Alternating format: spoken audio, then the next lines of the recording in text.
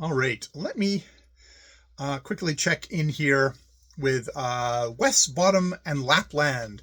The 5 scouts, it says, were still in, though at this point we've what we've actually had at 83% is the preceding section was lovely. It was Niles traveling with Gorgo the Eagle, and the Gorgo the Eagle flying above, and Niles looking down and it feeling like that the Eagle and he weren't moving at all. They were just completely stationary, and the land was just kind of was rushing by them, below them, like the land was moving south. Which is kind of a bizarre, but kind of, it's like, it's kind of you're up so high, you're not moving, the land is moving. And there's just like, it's like just amazing vision of what kind of traveling on the eagle's back might be. And then in the next section, Niles wakes up and he's at the bottom of a ravine. It's like, what the hell happened? And then he remembers, oh, I was traveling on the eagle's back. I got so tired. It's like, oh, I'm going to fall off if I don't get some sleep. You don't put me on the ground and make some sleep. Gorgo goes down, puts him down, picks him up by the talons and says, like, I'll keep on going. You just sleep.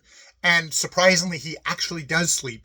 And what he does is he has this bizarre dream that he's back in southern Sweden, and he's walking along with all the vegetation and animals and people walking north, and everything has voices, and they're being led by the sun, and the sun leads them.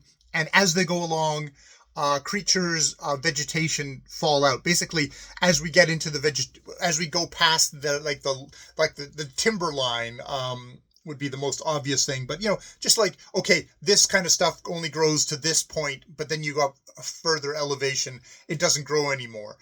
And so as things drop off, then other things kind of come on, until finally at the end, when they're climbing this giant mountain, everything has fallen back, and it is only Niles and the sun goes into a cave. And what's happened is all the animals and vegetation that can talk, they all can talk, has said, like, oh, we can't go any further, we're afraid of the Ice Witch.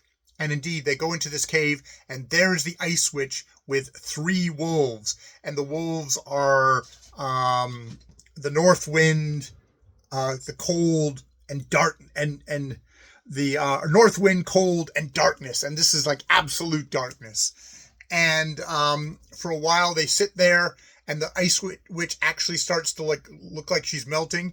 But then she says, get them now.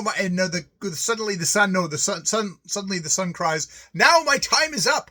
And they chase the sun, and the wolves chase the sun, and the Ice Witch is like, drive him out, drive him back, chase him so far that he can never come back, teach him that Lapland is mine. And this is so unhappy. He's so kind of frightened, Niles, that he wakes up. He wakes back in the ravine, and then he realizes, oh my God, there's an eagle's nest up here. This is the particular glen. This must be the eagle nest that Gorgo was born in. And he, was like, oh my God, now they understood where Gorgo had brought him. This was the very glen where the wild geese lived in the summer. And this was just above it was the eagle's nest. He had arrived. He would meet Morton, Goosey, Gander, and Akka, and all the other comrades in a few moments. Hurrah!